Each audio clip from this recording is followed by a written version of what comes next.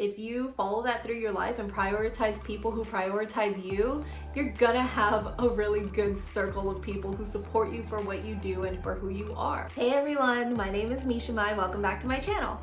Today I'm gonna be talking about how to make a successful OnlyFans. I've had a lot of people come up to me and ask, how do I make an OnlyFans? What does that mean? How do I set my price? How do I be successful? How do I make money?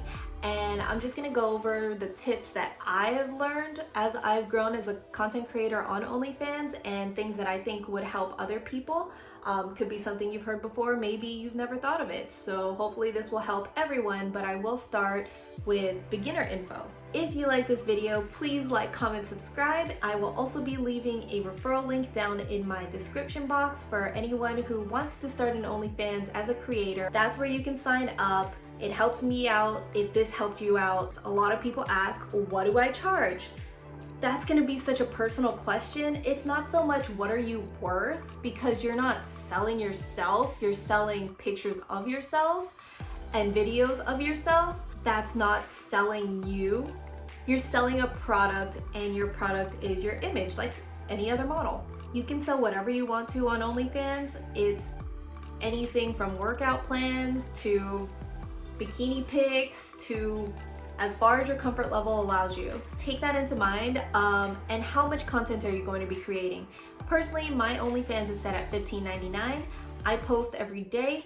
That comes out to what, like 53 cents a day for the fan. You also want to remember that OnlyFans takes 20%, which means no matter what, they will get 20% of whatever you make. If you set your price point at $10, you run a 50% off sale, that's $5. They take their 20%, that's $4 for you. And those are just things you want to consider when you think about your price point. You want to think about, what about the work that I'm doing? What about the cut that OnlyFans is taking for setting up this platform and having this platform?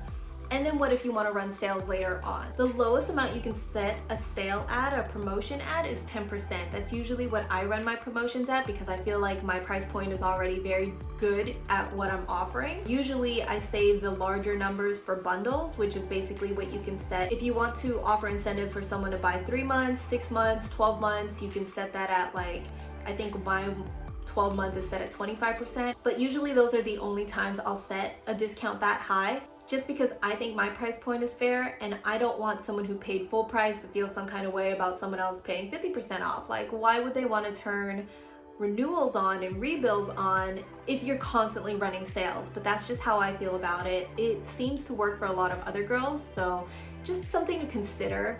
I'll also touch on the kind of customers that you attract, because when you set your price point super low, you're opening yourself up for people who may not see your value the same way you do.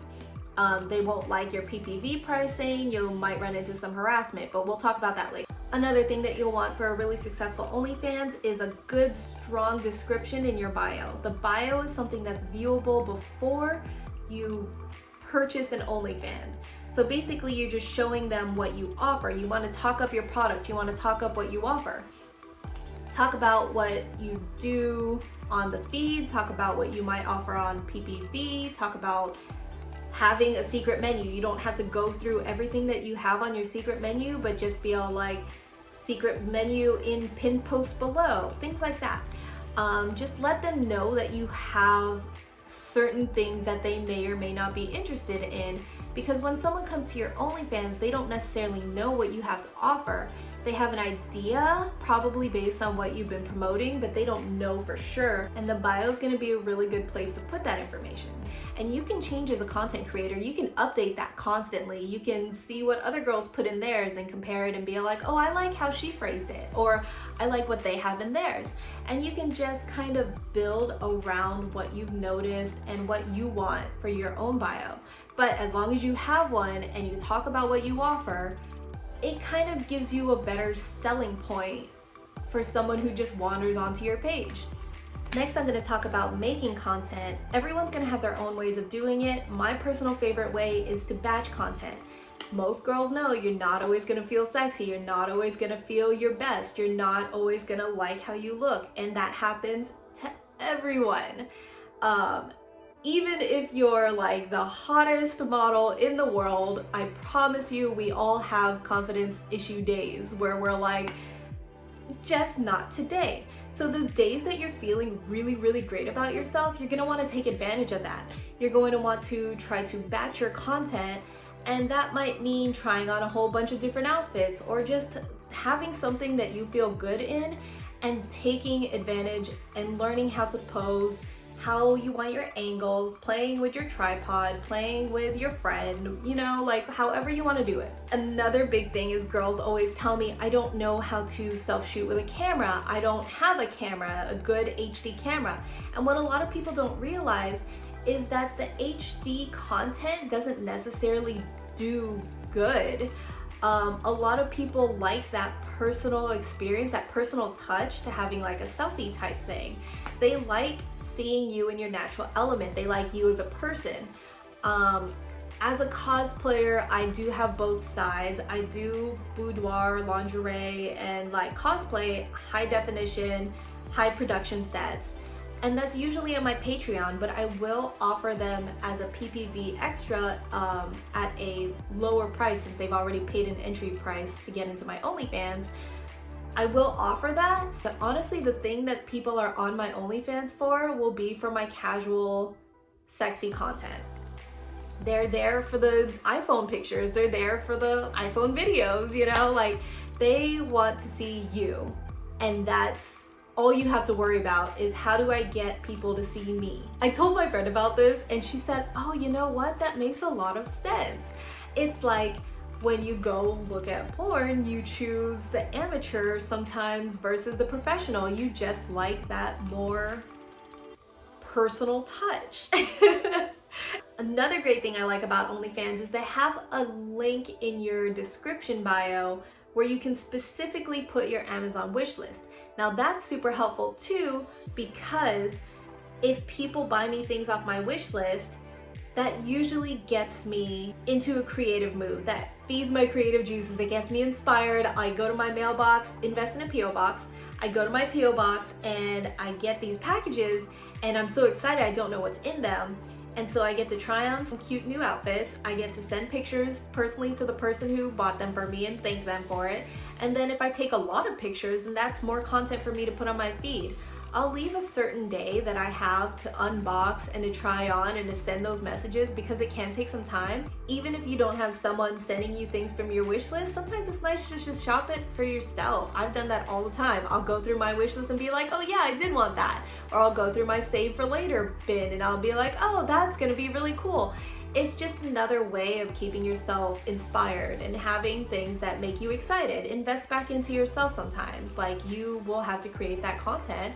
But it is a nice way for your fans to give something to you that they want to see on you and that others will probably also want to see on you. Sometimes when I batch pics, I come up with so much that I have way too much to post on the timeline. I have so much and some of them are so spicy that I'll break it up into a PPV. And then what they see on my feed is going to be like the preview. Versus what they get in their box, I'll tell them this is like the hottest pics from this set that I made. I didn't even know this was gonna be a set, so that's always a nice little surprise for myself too. You do wanna utilize the PPV option. People do pay to see what you have on the feed, but they are also willing to pay extra to see extra. If you have extra or if you have things that you're not necessarily comfortable with just posting on your feed and you do want to put it behind an additional please tip for this, you know, they understand that and not everyone's going to buy it, but a lot of them, you might be surprised, are actually more interested in seeing those parts of yourself that you want to explore, but you don't want to explore like so openly just yet. And that means being able to PPV things that are normally out of your comfort zone, like fetish work, something extra, something that you didn't think you wanted to do until now and you kind of want to feel out if you have the audience for it or if people are interested in it. You can use that, do that, experiment with your people, find out what people want. One last thing on PPVs, put a description in your PPV. Put a very thorough description of what you're sending out. I'm not saying like paragraphs, but I'm at least a couple sentences depending on what you're sending out. Mine will be something like, here's 2 pictures more from the pictures that you saw on my feed if you wanted to see more of that, plus a video of me doing this. And usually people will appreciate that. It won't be as many, well, what's in this PPV, or why is this so much? And you get to describe why you set that price point and what it is. And if they choose to buy it, they choose to buy it. But I always have to say, no pressure. You're already paying to be here. I'm already so grateful for you to be here. This is just extra if someone wanted to see extra. It's just my policy to be as honest and forthcoming as possible without making it overly complicated. And lastly, a lot of people like to ask, how do I keep my fans? Thank your renewing fans. Be grateful for the people who are renewing. Stop worrying about the people who dropped off, or stop worrying about the people who don't have rebill on. That's on them, you know, but you want to thank and be grateful for the people who are sticking with you. When I see that someone has had a reoccurring subscription, I'll send them an exclusive picture or video. These days I've even been adding their name, their username into the message to let them know that I am spending the time to send this to them personally, because I am that grateful for them spending their resources on me. I feel like keeping those little personal touches really helps people stay connected with you. A lot of people I have don't actually even message me that often, so I hope that it reaches them and it lets them know that I mean it. If you didn't think of that and that's something you want to do, but you have a bunch of fans and you just don't think you have the time to do that personalization, you can still go to your mass messages, check who has rebill on, and send a thank you message to them once a month, and just tell them like every 5th of the month or every 1st of the month, be all like, thank you so much for renewing, or thank you so much for having rebill on. You're really awesome. I'm so grateful you're here. Thank you. So another thing that's kind of like that I've done in the past, but I've kind of slowed down on because it does take a little more time to do, is to make a favorites list with people who have spent a certain amount of money. I see girls use this different ways. I see them use their favorites list in all sorts of ways. Like, you can buy your way to be on their favorites list, but my personal way is, if they're already buying your content and they've already spent X amount of money and shown that they're loyal fans, they've already earned their way onto that favorites list.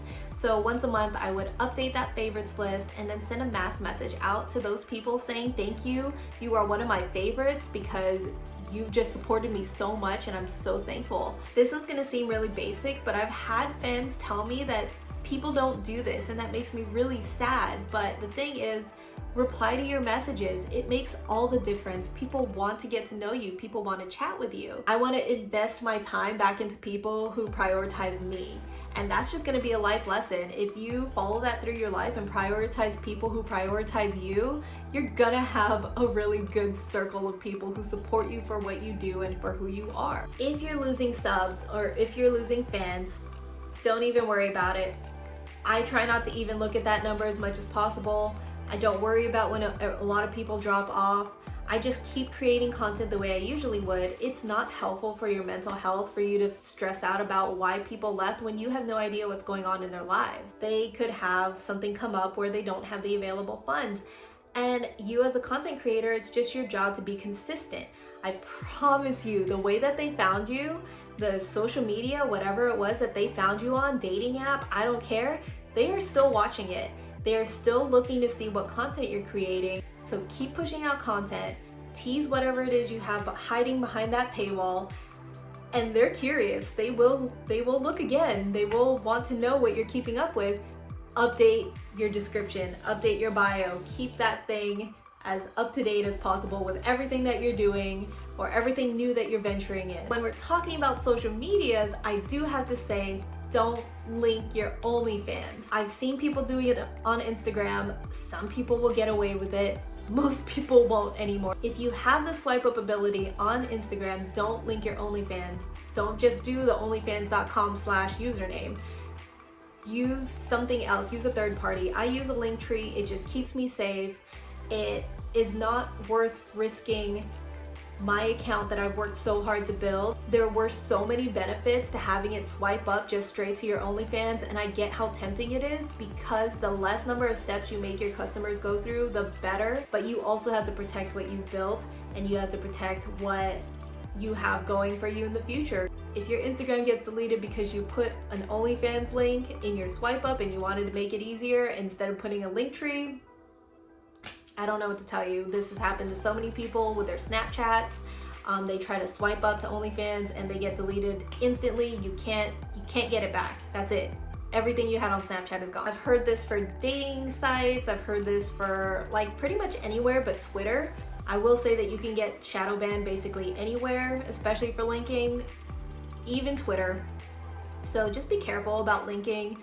People will usually know to check your bio or your link tree or whatever it is that you have going on your profile page. You can see how I use my link tree down below. I put in my description as well. I put a little blurb of what I do on each link. I do my best to keep it as updated and relevant as possible. And finally, about harassment. So an example of harassment that I've received is I've had someone join my OnlyFans, get really angry that I don't have a certain kind of content that they were looking for, and even when I tell them I have what I offer in my description, they still get mad and they still say a lot of mean things. And I try to talk them through it. Like I try to say, I'm sorry you feel that way. I have my information in my description that's free to view before you join. I try to let them see from my point of view, like that I wasn't out here to trick them or I wasn't out here to make them feel like gotcha. But it's also not my responsibility to hold their hand through certain things. And sometimes they're like, oh, you're right. I'm sorry, I didn't realize. I still appreciate you as a content creator. You just don't offer what I'm interested in. And I'm like, thank you. I'm grateful for your feedback. Sometimes I'll say, I don't offer that right now, but that's not completely off the table. But you will have those fans that will keep pushing you and keep saying mean things and keep doing just completely unnecessary insults. And when it gets to that point, feel free to ignore. I mean, a lot of people think I give too much benefit of the doubt and I should have ignored way earlier. Don't respond to their messages. Mute them or restrict them so they can't message you. If you feel like they're too angry and you don't even want them to have the privilege of access to your content, you can block them. It does issue a refund back to them though for their fee. So I try not to do that as much as possible, but also that $12 I was gonna make from them signing up is not worth the mental anguish of worrying about them being on my page. Being on my page is a privilege. I'm sharing more of myself with you, and thank you for being here, but that does not mean that you can treat me that way. Set those limits when you make an OnlyFans. Know what's good for you and what you're willing to do and what you're willing to accept. And as long as you have that, you're going to be set. If someone's being completely disrespectful and inappropriate with you, prioritize yourself, prioritize your mental health. OnlyFans should be a fun way to connect with your fans and to connect with people who support you and what you do. And if it's not fun, then something's not right. So with that, I hope that this helps you. I hope you got some new tips or tricks. If you have any tips or tricks you want to share with me, let me know down in the comments. And like, comment, subscribe. Thank you guys so much. I really appreciate you being here, and I'll see you next time. Bye.